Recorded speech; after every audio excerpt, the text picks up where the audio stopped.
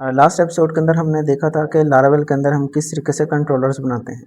आज हम लारावेल के अंदर मॉडल्स किस तरीके से बनाते हैं, माइग्रेशंस किस तरीके से बनाते हैं, और जो हमारी टेबल्स होते हैं उनकी कौन सी डाटा टाइप्स होती है वो देखेंगे। किस तरीके से हम अपने व्यूज़ और राउट्स बनाते हैं, माइग्रेशंस बनाते हैं, वो बाकी की चीज़ें देखते हैं। मॉडल्स बनाने से पहले अगर हम मॉडल्स वाली डायरेक्टरी देख ले तो इधर बाय डिफ़ॉल्ट जो है वो यूज़र मॉडल बना हुआ है।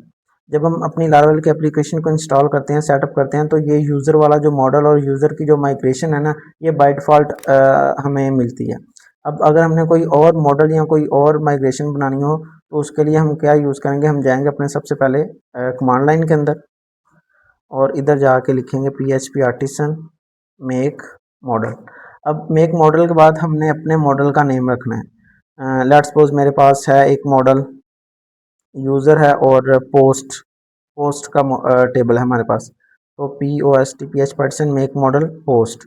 अच्छा, अब जो मॉडल बनाने की नेमिंग कन्वेंशन है वो ये होगा कि आपका जो टेबल होगा डेटाबेस के अंदर वो होगा आपका प्लूरल फॉर्म के अंदर, और जो हमारे पास इधर टेबल का नेम होगा वो सिंगुलर फॉर्म के अंदर होगा। लेट्स सपोज मैंने इधर रखा है PHP artisan make model post. तो इसका जो डेटाबेस के अंदर टेबल होगा वो पोस्ट्स के नाम से होगा, और जो इसका हम फाइल बनाएंगे वो सिर्फ पोस्ट के नाम से बनाएंगे। तो मैं बनाऊंगा PHP artisan make model post. अब मैंने इंटर किया है तो ये मेरे पास इधर पोस्ट वाली जो डायरेक्टरी है इसके अंदर एक नई फाइल क्रिएट हो जाएगी। ये हमारा जो मॉडल है वो क्रिएट हो गया सक्सेसफुली। अब जाके अगर हम मॉडल्स के अंदर चेक करें तो ये पोस्ट का टेबल है।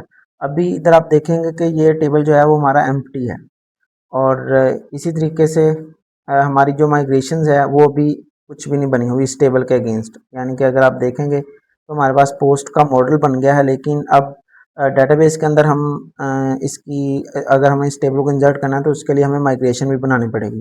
तो इसके लिए हम कौन सी कमांड यूज़ करेंगे, PHP artisan make migration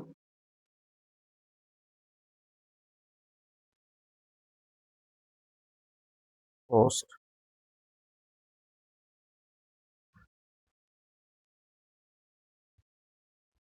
sorry, ये आर्टिसन के अंदर हमने डबल S यूज़ किया है। PHP artisan make migration post. ठीक है, अब उसने जो पोस्ट हमारे पास माइग्रेशन है ये क्रिएट कर दी। ठीक है, अब इसके अंदर हमारे पास दो फंक्शंस हैं, एक अप फंक्शन है और एक हमारे पास डाउन फंक्शन है। अब अप फंक्शन के अंदर हमारे पास क्या, अगर आप ये ऊपर कमेंट के अंदर चेक करेंगे तो यह है रन माइग्रेशन। जब हम अपने डेटाबेस के अंदर हमने माइग्रेशन को रन करना होता है, मींस के जो हमने इधर कॉलम्स डिफाइन किए होते हैं इस पोस्ट के टेबल के अगेंस्ट, वो सारे के सारे हमारे पास डेटाबेस के अंदर चले जाते हैं। और जब हमने अपनी माइग्रेशन को रिवर्स करना होता है तो उस टाइम के ऊपर ये डाउन फंक्शन जो है वो कॉल कर चलता है, कॉल होता है, और हमारा जो डेटाबेस के अंदर हमारे टेबल्स होते हैं वो सारे के सारे ड्रॉप डाउन हो जाते हैं। वो हम आगे जाके देखते हैं। अभी ये सिंपल हमारे पास जो क्लास है इसके अंदर है, ये हमारे पास अप फंक्शन के अंदर अगर हम यूजर्स वाले टेबल के अंदर जाएं तो यहाँ पर इसने ये स्कीमा हमें दिया हुआ है, ये वाले स्कीमा को हम कॉपी करते हैं, ये पोस्ट वाले टेबल के अंदर आ जाते हैं। ठीक है, अब इस पोस्ट वाले टेबल के अंदर हमारे पास है क्या चीज़, ये यूज़र्स हैं। ठीक है, लेकिन हम हमारे केस के अंदर क्या है, ये पोस्ट्स। अच्छा, अब ये इस जगह के ऊपर जो भी हम नेम देंगे ना, स्कीमा क्रिएट पोस्ट्स, मतलब कि आपने हम इसे बता के रहें कि ये डेटाबेस के अंदर जाए और वहाँ पर जाके पोस्ट्स के नाम से एक टेबल बनाएगा, और उस टेबल के अंदर कौन कौन से कॉलम्स होंगे, ये डॉलर टेबल के अंदर ID। ठीक है, और ये ID फंक्शन है। ठीक है, डॉलर टेबल के अंदर हमारे पास स्ट्रिंग के अंदर आ जाएगा पोस्ट का टाइटल। ठीक है, डॉलर टेबल स्ट्रिंग के अंदर आ जाएगा पोस्ट का कंटेंट, और डॉलर टेबल के अंदर हमारा डेट के अंदर आ जाएगा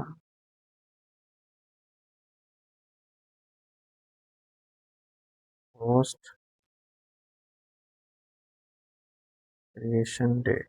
ठीक है, अब इसके एंड के ऊपर हमारे पास आ जाएगा डॉलर टेबल के अंदर टाइम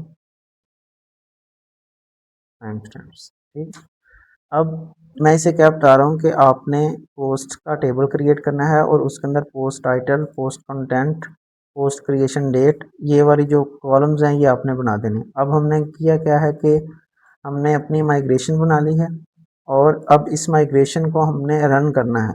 अभी अगर हम चेक करें अपने इधर माई सीक्वल के अंदर, ये लारागोन है,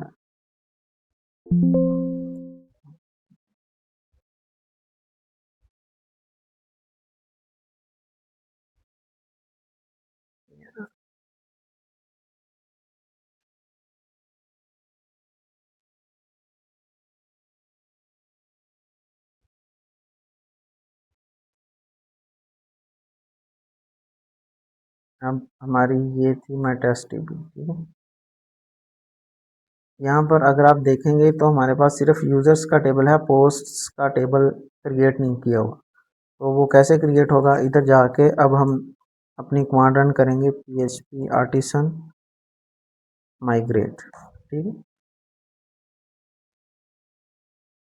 अब जब ये माइग्रेट हुआ है तो इसने क्या किया, इसने सिर्फ हमारे पास जो हमने नया टेबल क्रिएट किया था सिर्फ इसने वही माइग्रेशन रन की है।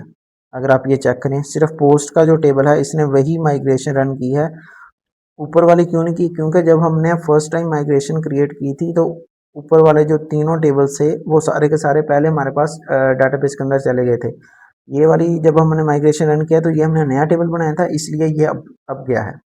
तो अगर आप इधर जाके अपने पास माई सीक्वल को रिफ्रेश करते हैं और इधर चेक करते हैं तो यहाँ पर हमारे पास ये पोस्ट का जो टेबल है वो क्रिएट हो गया और इसके अंदर हमारे पास वही कॉलम्स भी आ गए हैं, पोस्ट टाइटल, पोस्ट कंटेंट और पोस्ट क्रिएशन डेट। और ये क्रिएटेड डेट और अपडेटेड डेट मैंने आपको बताया था कि जब हम ये टाइम स्टैम्प्स का फंक्शन ऐड करते हैं तो ये दो कॉलम्स क्रिएट कर देता है, क्रिएटेड डेट और अपडेटेड डेट।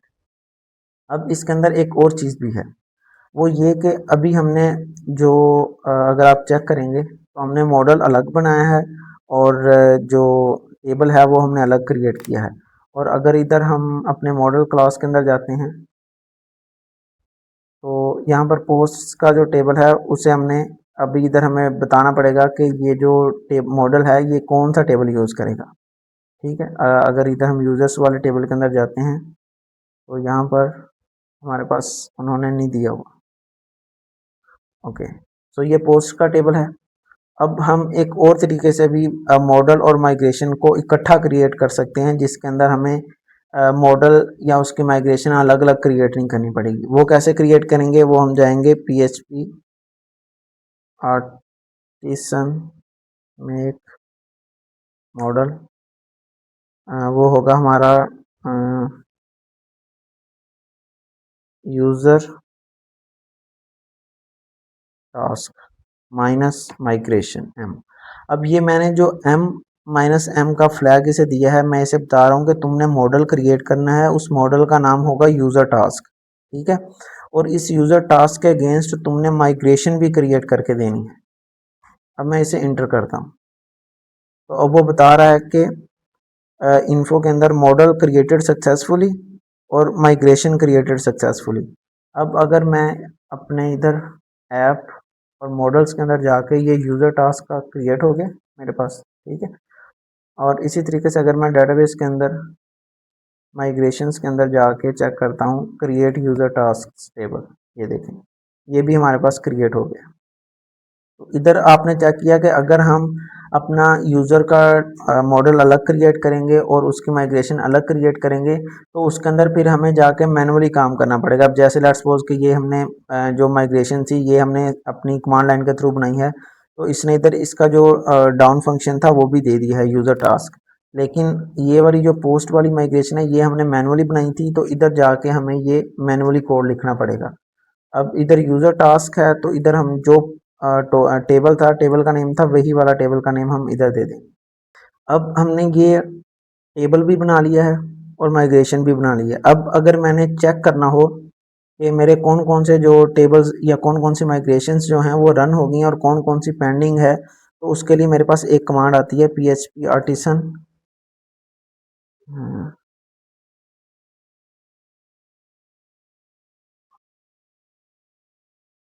ठीक है, अब ये देखें, ये हमें स्टेटस बता रहा है कि आपका यूजर्स वाला टेबल रन हुआ पड़ा है, क्रिएट कैशे का टेबल भी, जॉब्स का टेबल भी, पोस्ट का टेबल भी, ये सारे आपके क्रिएट हो गए हैं। और यूज़र टास्क वाला टेबल जो है ये पेंडिंग है अभी। ठीक है, अब अगर मेरे पास ये यूज़र टास्क वाला जो टेबल है, अगर इसके अंदर मैं जाकर अपनी कोई भी डॉलर टेबल स्ट्रिंग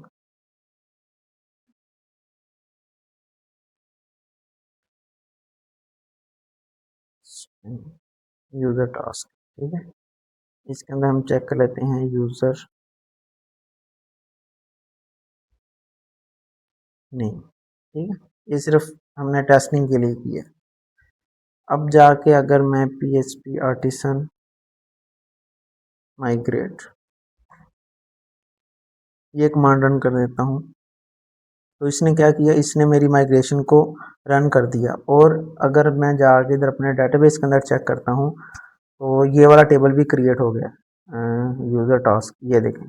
अब यूज़र टास्क के अंदर सिर्फ हमारे पास यूज़र नेम ही था। ठीक है, अच्छा, अब ये जितनी भी हमारे पास माइग्रेशंस रन हो रही हैं ये किसके थ्रू हो रही हैं, ये हमारे पास जो माइग्रेशंस के अंदर ये अप मेथड है, इस मेथड के थ्रू हो रहा है।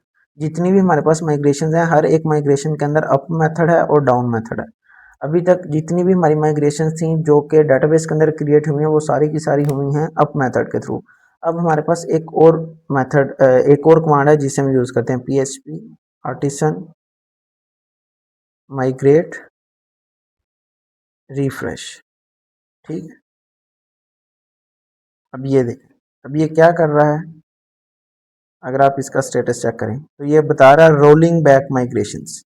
ठीक है, रोलिंग बैक कैसे कर रहा है, अगर आप इसका ये जो डाउन मेथड है ये देखें, ये रिवर्स दी माइग्रेशंस। ठीक है, ये पहले इसे बैक कर रहा है, मतलब कि डेटाबेस के अंदर जो भी हमने टेबल्स क्रिएट किए थे उन सारे टेबल्स को ड्रॉप कर रहा है, डिलीट कर रहा है, उसके बाद दोबारा से माइग्रेशन जो है वो रन कर रहा है। तो आई होप आप लोगों को यहाँ तक जो चीज़ें हैं वो क्लियर हुई होंगी कि हमने अभी तक कंट्रोलर किस तरीके से बनाते हैं, मॉडल्स किस तरीके से बनाते हैं, हम माइग्रेशंस किस तरीके से बनाते हैं, और माइग्रेशंस और मॉडल्स को इकट्ठे किस तरीके से बनाते हैं, हमारे पास जो रिसोर्स कंट्रोलर्स होते हैं वो क्या काम करते हैं और वो किस तरीके से बनाते हैं, वो सारी चीज़ें हमने देख ली। अब हम नेक्स्ट स्टेप के अंदर जाएंगे, जो हमारी नेक्स्ट एपिसोड होगी उसके अंदर हम जाके बाकी की चीज़ें जो होंगी वो देखेंगे।